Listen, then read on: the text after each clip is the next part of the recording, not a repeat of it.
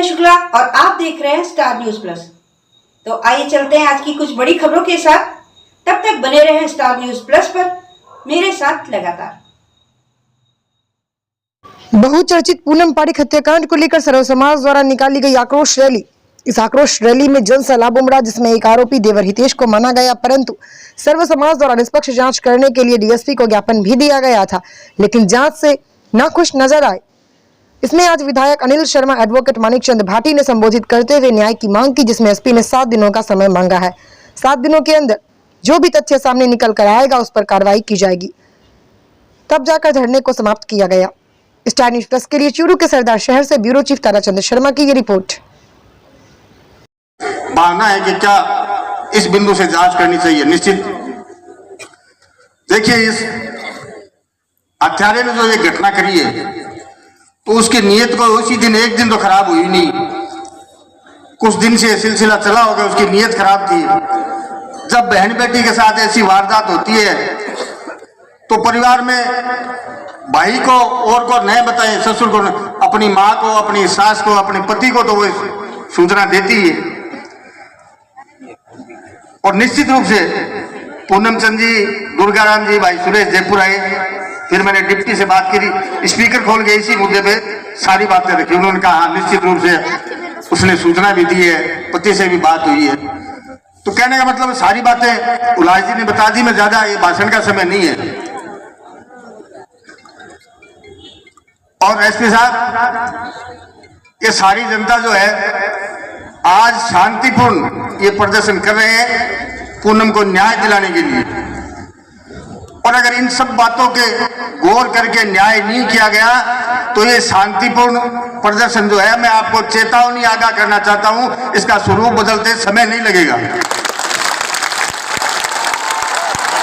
इसलिए मैं ज्यादा नहीं कहते हुए आप सब लोग उस बेटी को न्याय दिलाने के लिए जिस तरह आप एकजुट है, उस बेटी को न्याय नहीं मिलेगा। जिस दिन उसको न्याय मिलेगा उसी दिन हम उसको सच्ची श्रद्धांजलि दे पाएंगे, ऐसा मेरा मानना है। बहुत बहुत धन्यवाद। जय हिंद। इस माँ पिताओं ने कन्यादान किया है और कन्यादान के पुण्य को इस व्यक्ति ने शर्मसार किया है।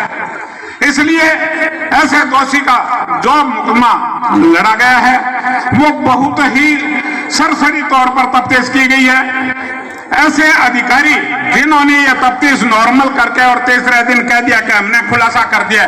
खुलासा तो आपने पहले दिन ही कर दिया था, जिस दिन उसको गिरफ्तार करके आप थाने ले गए थे। आपको इसके बाद में आवश्यकता क्या रह गई थी उसकी कि आप तीसरे दिन खुलासा करते हो।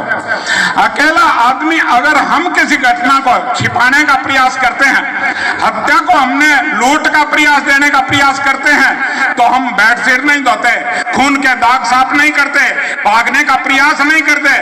लुटेरा गया वो जाने। अगर आपने हत्या नहीं की, आपने रेप का प्रयास नहीं किया, तो आपको गिरफ्तार होने की जरूरत क्या है? क्यों पुलिस उसे गिरफ्तार करेगी? लेकिन इस मामले में पूरा खानदान लिप्त है।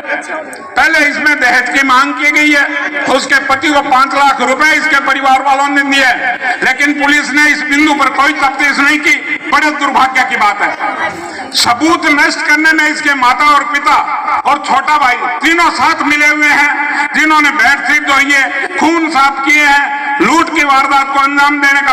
आप सबको पता है कि देवर को उन्होंने अरेस्ट किया है। आज आप सभी लोग यहाँ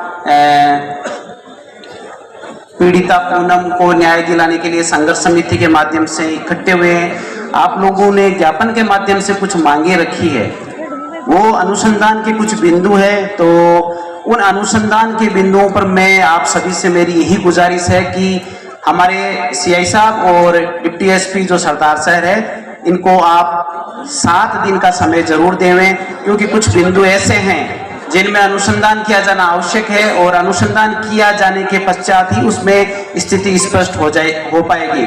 मैं आपसे ये गुजारिश या मेरी सलाह मान लो या निवेदन मान लो, मैं आपसे यही कहूंगा कि जो भी इस जघन्य हत्याकांड में शामिल है, चाहे वो कोई भी हो, आप समझ रहे हैं, चाहे उसके परिवार के और अन्य व्यक्ति हो, कोई बाहर का हो, वो बिल्कुल भी बख्शा नहीं जाएगा। और जो निर्दोष